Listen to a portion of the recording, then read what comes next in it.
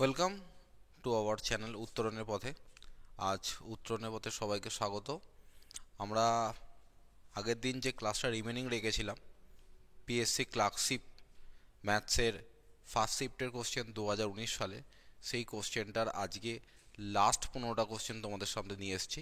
এবং আগের দিনের ভিডিওটা অনেকেই অ্যাপ্রিসিয়েট করেছো এবং অনেকেই বলেছো যাতে পরবর্তীকালে আরও এই ধরনের কোশ্চেন ডিসকাস করে দিতে পরীক্ষার জন্য। তো চেষ্টা করব পরীক্ষার যে সমস্ত কোশ্চেনগুলো রয়েছে সেগুলো তোমাদের সাথে ডিসকাস করে দিতে, যেগুলো বিগত বছরে হয়েছে। তাহলে পরীক্ষার সম্পর্কে একটা সম্যক ধারণাও তৈরি হয়ে যাবে, প্লাস তুমি একটা প্রিপারেশন নিতে পারবে যে এই ধরনের কোশ্চেন কীভাবে সলভ করতে হয়, তার একটা আইডিয়াও তৈরি হয়ে যাবে। আর যারা পিএসসি ক্লার্কশিপের জন্য প্রিপারেশন নিতে চাইছো, আমাদের অনলাইন এবং অফলাইন দুটো ব্যাচেই অ্যাডমিশন চলছে। তোমরা নিচে একটা নাম্বার রয়েছে, ওই নাম্বারে যোগাযোগ করে নিও, তোমরা ওখান থেকে বিস্তারিত জেনে যেতে পারবে।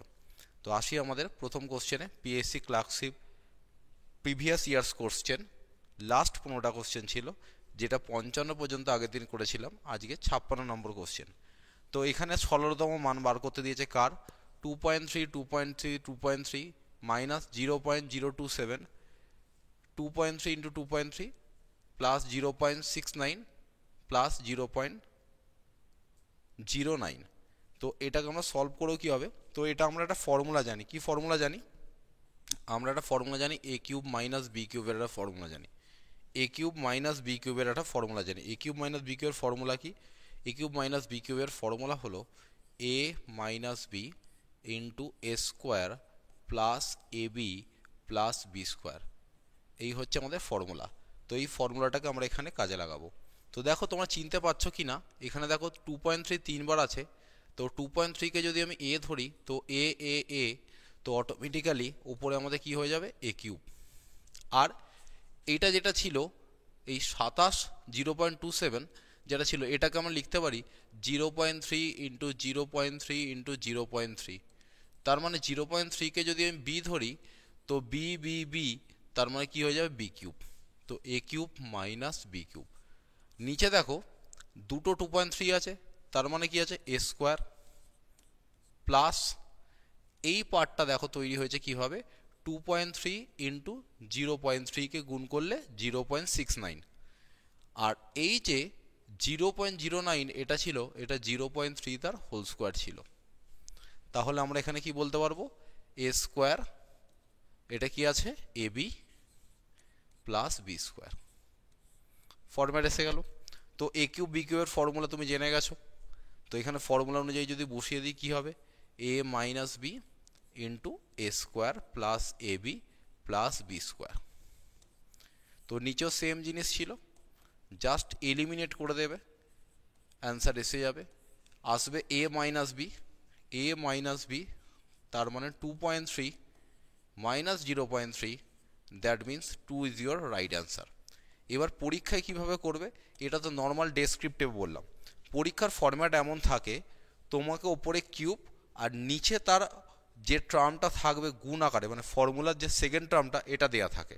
মানে ওপরে এ কিউব মাইনাস বি কিউব, তো নিচে দেখবে তোমাকে এ স্কোয়ার প্লাস এ বি প্লাস বি স্কোয়ার দেওয়া থাকবে, এটা তোমাকে চিনতে হবে। বা ওপরে এ কিউব প্লাস বি কিউব, নিচে দেওয়া থাকবে এ স্কোয়ার মাইনাস এ বি প্লাস বি স্কোয়ার। তো ওই ওপরে একটা প্লাস টার্ম আর নিচের প্লাস টার্ম, এটা কেটে যাবে ধরে নিতে হবে। এখানে যেমন পজিটিভ টার্ম যেটা ছিল, এই টার্মটা, এই যে এই টার্মটা, পজিটিভ টার্মটার উপরে পজিটিভ টার্মটা কেটে গেল, তাহলে এ মাইনাস বি পড়ে থাকবে।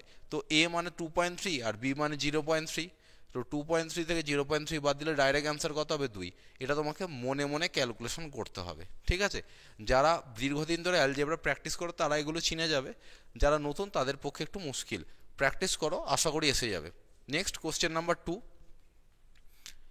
পি এর 50%, কিউ এর 25% হলে পি সমান কিউ এর x%। কোশ্চেনের মধ্যে কিছু নেই, তার মানে এই লাইনটার মানে তোমায় বুঝতে হবে। এই লাইনটার মানে কি? পি কিউ এর x%। তার অর্থ হলো পি এর মান কত হবে যদি কিউ 100 হয়। পি কিউ এর x%, কতার অর্থ হচ্ছে 100 ভাগের কত ভাগ। তার মানে কিউ 100 হলে পি এর মান কত। তো আমি এই যে পার্টটা দেয়া ছিল, এই পার্টটা থেকে যদি পি বাই কিউকে লিখতে চাই, তাহলে কি লিখতে পারি? 25/50। পি বাই কিউ, পি এর নিচে আমি কিউকে নিয়ে এলাম, 50-এর নিচে, 25-এর নিচে 50। তো আমি এখানে কিউকে 100 বানাতে গেলে এটাকে আমি 2 দিয়ে গুণ করলাম, ঠিক একইভাবে এটাকেও আমরা 2 দিয়ে গুণ করলাম। কেন? আমরা কিউ 100 সমান পি কত জানতে চেয়েছি। এই কথাটার অর্থ হলো পি এর মান কত হবে যখন কিউ 100 হবে। তো আমি কিউকে 100 বানিয়ে নিয়েছি, 50 দুগুণে 100, 25 দুগুণে কত 50। তো রাইট অ্যান্সার হয়ে যাবে কি অপশান সি 50। আসি পরবর্তী কোশ্চেন, কোশ্চেন নাম্বার 58। আচ্ছা 57 হলো 58। কি বলা আছে? দুটি সংখ্যার অনুপাত দেওয়া রয়েছে, তাদের পার্থক্য বলা ছিল 105। বার করতে দিয়েছে সংখ্যা দুটোর সমষ্টি কত। তো দুটি সংখ্যার ডিফারেন্স কত? 3 ইউনিট। এখানে বলা ছিল কত 105। তো 1 ইউনিটের ভ্যালু কত হয়ে যাবে 35। 105কে 3 দিয়ে ভাগ করলে হয় 35। চেয়েছে এই দুটোর যোগফল কত, তার মানে সংখ্যা দুটোর যোগফল মানে 17 ইউনিটের ভ্যালু চেয়েছে। তো 17 ইন্টু 35, 5 শতরং 85, 5 হাতে রইল 1, 3 শতরং 51 আর 8 59। তো 595 আমাদের রাইট অ্যান্সার। অপশান এ ছিল তোমাদের রাইট অ্যান্সার। নেক্সট, একটি ফল বিক্রেতা 10 টাকায় 11টি ফল কিনে 11 টাকায় 10টি ফল বিক্রি করলেন, তার কত শতাংশ লাভ হবে? তো 11টি কিনছে 10 টাকায়, এটা টি টাকার অবজেক্টিভ টি, আর এটা হচ্ছে টাকা। তো 11টি কেনা হয়েছিল 10 টাকায়, 10টি বিক্রি করা হচ্ছে 11 টাকায়। তো ক্রসে গুণ করব, ক্রসে গুণ করলে প্রথমে যেটা আমরা পাই সেটাকে বলা যায় কস্ট প্রাইস বা ক্রয় মূল্য। ক্রয় মূল্য হয়ে যাবে কত 100, এবং পরে তুমি পাবে সেলিং প্রাইস, যেটা পাবে হচ্ছে 121। তো মনে রাখবে এরকম তলায় তলায় লিখে কোনাকুনি গুণ করলে প্রথমে কস্ট পরে আসে সেলিং। তো 100 টাকায় কিনে 121 টাকায় বিক্রি, তার মানে 21 টাকা লাভ। 100 টাকায় 21 টাকা, তার মানে অ্যান্সার হয়ে যাবে 21% লাভ। তো 21% কোন অপশানে রয়েছে? 21% অপশান ডিতে রয়েছে। তো রাইট অ্যান্সার হয়ে গেল option D. Next, A B C এর বয়সের অনুপাত 5:8:9। এ ও সি এর বয়সের সমষ্টি 56। দেখো এ আর সি এর বয়সের সমষ্টি 56 দেওয়া রয়েছে। তো বি এর বয়স কত এটা আমাকে বার করতে দিয়ে, খুব ইজি ব্যাপার। তো এ আর বি এর বয়সের সমষ্টি কত বলো? 9 আর 5 কত 14। তো আমরা বলতে পারি এ আর বি এর বয়সের সমষ্টি 14 ইউনিট। কিন্তু কোশ্চেন বলছে সমষ্টি কত বলা ছিল 56। তো 14 ইউনিট মানে 56 কগুণ বাবা 4 গুণ। তো আমার চেয়েছে বি এর বয়স, তো বি কে আমরা নিশ্চয়ই 4 দিয়ে গুণ করে দেবো, আর 4 দিয়ে গুণ করলে তুমি নিশ্চয়ই জানো 8 ইন্টু 4 মানে কত হয়ে যাবে 32। আর একবার বলে দিচ্ছি, এখানে এ আর সি এর সমষ্টি বলা ছিল 56, এ 5 আর সি হচ্ছে 9, টোটাল ইউনিটকে যোগ করলে 14 ইউনিট। 14 ইউনিট মানে যদি 56 হয়, তো 1 ইউনিটের ভ্যালু আমরা পেয়ে যাব। 1 ইউনিট কত আসবে 56/14। 56/14, 56কে 14 দিয়ে ভাগ করলে কত আসছে? 56কে 14 দিয়ে ভাগ করলে আসছে হচ্ছে 4। তো আমি 1 ইউনিটের ভ্যালু যদি 4 পেয়ে যাই, তো 8 ইউনিটের ভ্যালু কত হবে 4 8 32। তো রাইট অ্যান্সার অপশান বি 32।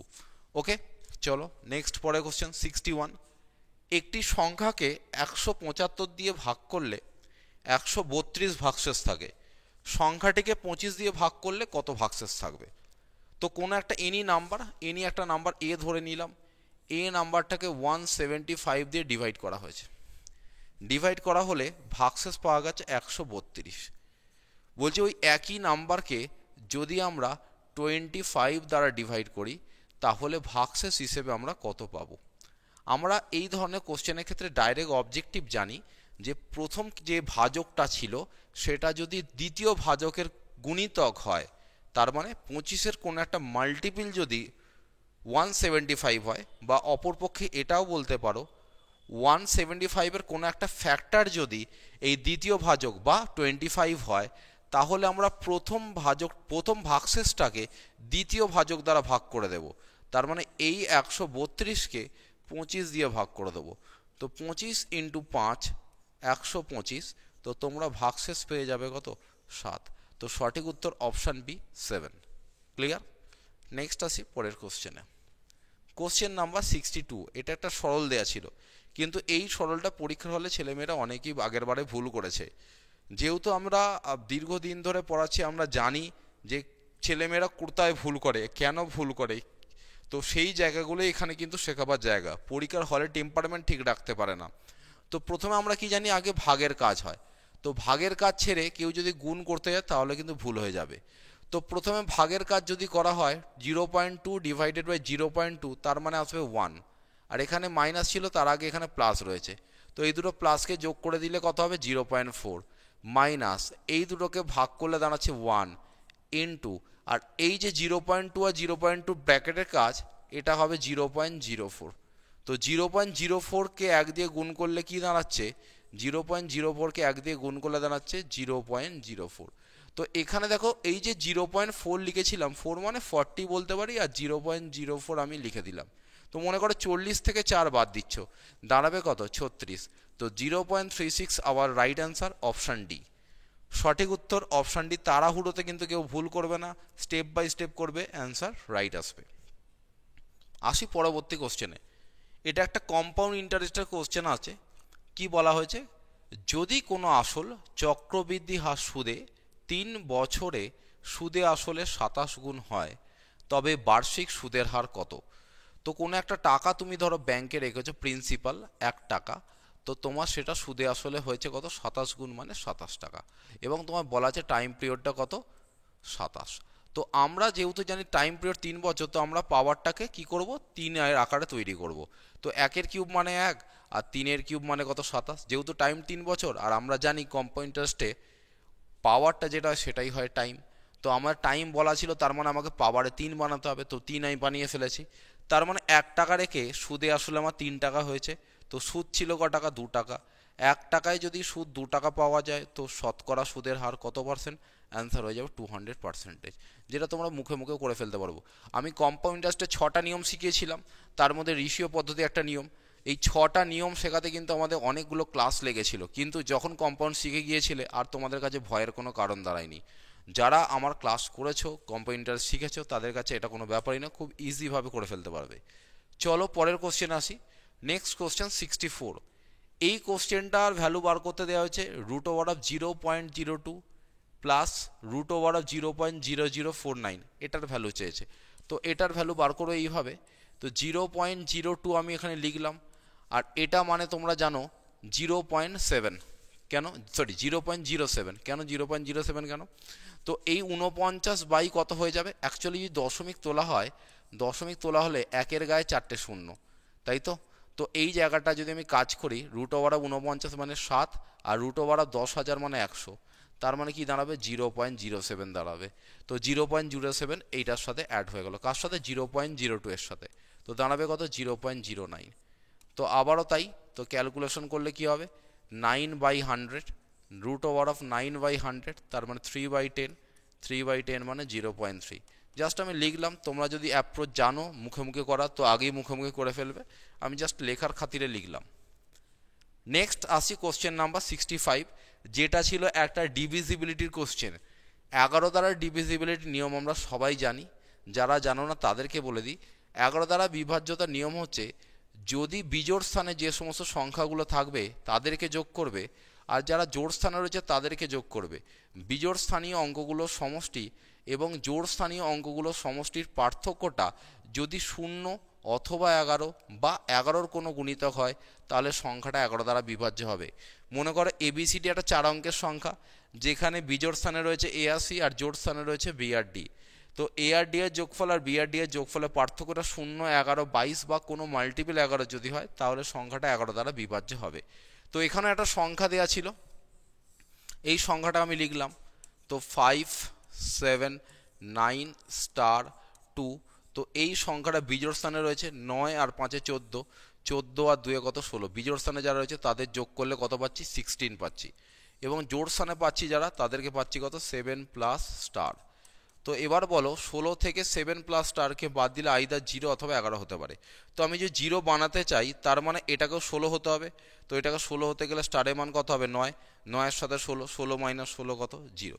তো সঠিক উত্তর কি হবে অপশান সি 9। ওকে, চলো নেক্সট কোশ্চেন আসি। Question number 66। এটাই ছিল পিএসসি ক্লার্কশিপের সব থেকে ভালো কোশ্চেন বলতে পারো, ইম্পর্টেন্ট কোশ্চেন বা শক্ত কোশ্চেন বলতে পারো এটা। তো যারা রেস অ্যান্ড গেমস চ্যাপ্টারটা করেছো তাদের কাছে এটা ইজি, কিন্তু যারা রেস অ্যান্ড গেমস চ্যাপ্টারটা করোনি তাদের কাছে টাফ। এটা time and ডিস্টেন্সেরই race and games চ্যাপ্টারের কোশ্চেন। তো এদের অনেকগুলো পার্ট হয়, তো আমরা প্রত্যেকটা পার্টই ডিসকাস করেছিলাম। যারা আমার কাছে কম্বাইন্ড ব্যাচে পড়েছো তারা জেনেছো যে এই কোশ্চেনগুলো সলভ করতে হয়, কীভাবে সলভ করতে আমি শিখিয়েছিলাম। তো কি বলা আছে, একটা 200 মিটার রেস, মনে করো এটা 200 মিটার রেস। তো সেখানে বলা আছে এ ঘন্টায় 5 কিলোমিটার বেগে দৌড়ায়। বি যখন বি 8 মিটার এগিয়ে যায় এ দৌড় শুরু করে, তার মানে এ বিকে 5 মিটারে কি দিয়েছিল, 5 মিটারে ছাড় দিয়েছিল। তো এখান থেকে বি স্টার্ট করছে কিন্তু এ স্টার্ট করছে এখানে, তো অলরেডি এদের মধ্যে ডিস্টেন্স আছে 8 মিটার। তার মানে এই দূরত্বটা 200 মিটার কভার করতে গেলে বিকে যেতে হবে 192 মিটার, কিন্তু একে যেতে হবে কত মিটার, 200 মিটার। ক্লিয়ার সবার কাছে? এ যাবে 200 মিটার, কিন্তু বি কে যেহেতু ছাড় দেওয়া হয়েছে তো বি যাবে 192 মিটার। কিন্তু কোশ্চেনে একটা বলা আছে এর গতিবেগ 5 কিলোমিটার/আওয়ার। দেখো এর গতিবেগ 5 কিলোমিটার/আওয়ার কোশ্চেনেই বলা আছে। এবার কি বলা হয়েছে, দৌড় শুরু হলো, বি কে যখন ছেড়ে দিয়েছে এও দৌড়তে শুরু করেছে, বিও দৌড়তে আরম্ভ করেছে। তখন এ দৌড় শুরু করে, তবু বি কে 8 সেকেন্ডে পরাজিত করে। এই লাইনটি ইম্পর্টেন্ট। বি যখন 8 মিটার এগিয়ে যায় তখন এ দৌড় শুরু করে, বি কে আগে ছেড়ে দিয়েছে, বি এগিয়ে গেছে, দেখো ছবিতে বি এগিয়ে গেছে, এ তাকে ধরার জন্য এবার যাত্রা শুরু করছে। কিন্তু যখন তারা যাত্রা শুরু করলো, 200 মিটার কভার করলো, তখন দেখা গেল যে এ এই জায়গা থেকে শুরু করে এন্ড পয়েন্ট যেটা রয়েছে এই এন্ড পয়েন্টে পৌঁছে গেছে, কিন্তু বি এর যে পথটা যাওয়ার কথা সেটা সে পৌঁছতে পারেনি, তার আগেই থেমে গেছে। এবং সেখান থেকে যদি সে বি যদি এই জায়গায় যেতে চাইতো তাহলে তার আরও 8 সেকেন্ড অতিরিক্ত লাগতো। তার মানে বি 192 মিটার কভার করতে যদি চায় তাহলে এ যা টাইম নিয়েছে তার থেকে 8 সেকেন্ড বেশি নেবে। আবার বলছি, এই 192 মিটার যদি বি কভার করতে চায় এ যা টাইম নেবে তার থেকে 8 সেকেন্ড বেশি সময় নেবে, কারণ 8 সেকেন্ড আগে থেমে গেছে বি। তাহলে বি বাকি পথটা কভার করতে গেলে আরও 8 সেকেন্ড লাগবে। মানে এ যে টাইমে এখানে পৌঁছেছে বি এখান থেকে এই পয়েন্টে এসে এন্ড করেছে, তো বি বাকি পথটা যেতে গেলে 8 সেকেন্ড এক্সট্রা টাইম নেবে। কার থেকে? এর থেকে। তাহলে আমার দরকার এ 200 মিটার যেতে কত টাইম নেয় এটা আমাদের জানা দরকার। তো আমাদের দরকার হচ্ছে এর টাইম, তো আমরা বার করব এর টাইম, এর সময়।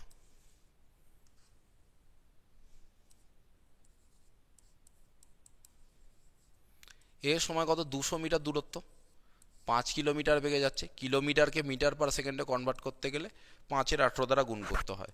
তো 200 গুণিত 18/25, তো এটা দিয়ে যদি কাটা হয় 8, 18 কত আসবে, 144 সেকেন্ড।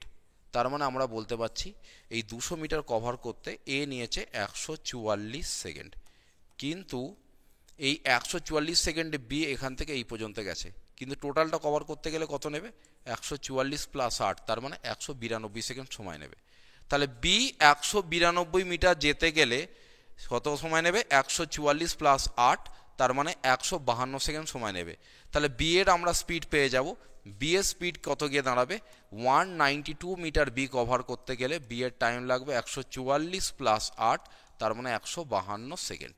তাহলে মিটার/সেকেন্ডে আমরা গতিবেগ পেয়ে যাব। তো এটা আসছে 192, এটা আসবে 152।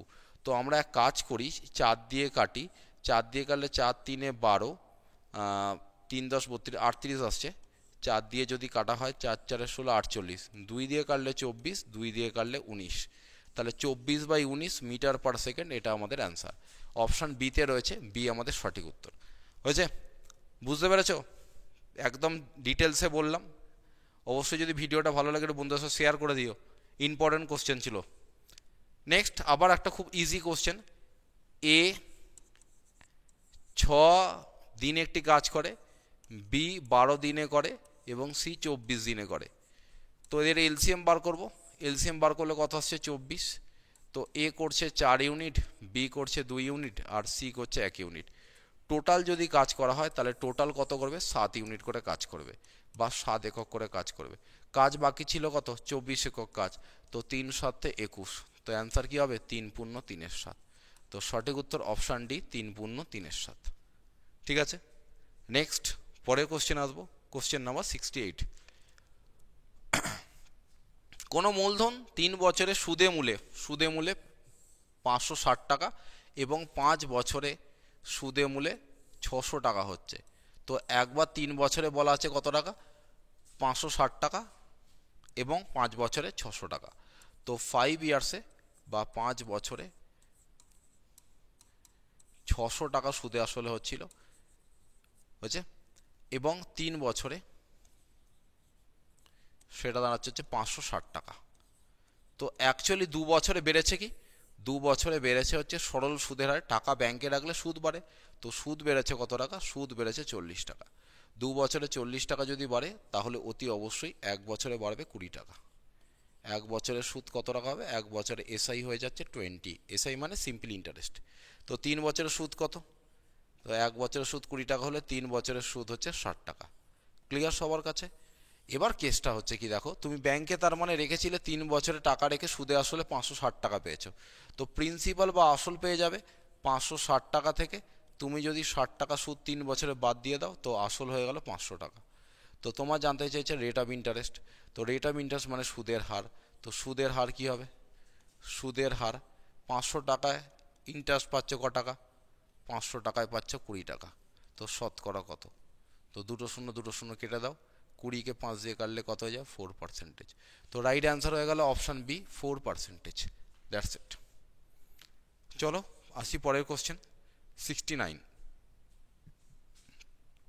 এই কোশ্চেনটা সলভ করতে বলা হয়েছে, তো এই কোশ্চেনটা প্রায়শই দেখতে পাওয়া যায়। কি হয়েছে দেখো, 0.01 এটা যদি রুট করা হয় কি হবে 0.1, 0.81 এর রুট করলে কি হবে 0.9, 1.21 রুট করলে কি হবে 1.1, এবং এটা রুট করলে আসবে 0.03। তো যদি যোগ করা হয় কত আসছে দেখো, 3 বসে যাচ্ছে, 1 10 1 1 আর 1 2, 2.13 আমাদের রাইট অ্যান্সার, অপশান ডি সঠিক উত্তর। ওকে, চলে আসি লাস্ট কোশ্চেনে। এটা তো খুব ইজি কোশ্চেন। কি দেওয়া ছিল, এক ব্যক্তির একটি বস্তুর ক্রয়মূল্য বিক্রয়মূল্য অনুপাত 10:11, শতকরা লাভ কত। তো 10 টাকায় কিনে 11 টাকায় বিক্রি করছে, শতকরা লাভ কত। 1 টাকায় শূন্য বসিয়ে দাও না, এটা ছিল তোমার কি কস্ট প্রাইস, এটা ছিল সেলিং প্রাইস। তো 100 টাকায় কিনে 110 টাকায় বিক্রি, তো অটোমেটিক্যালি লাভ কত percent, 10%, option B right answer হয়েছে। তো এই ছিল আমাদের PYQ মানে প্রিভিয়াস ইয়ার্স কোশ্চেন ক্লার্কশিপের। আশা করি ভিডিওটা তোমাদের ভালো লাগবে, যদি ভালো লেগে থাকে অবশ্যই চ্যানেলটাকে একটু সাবস্ক্রাইব করে দিও। থ্যাংক ইউ সবাইকে।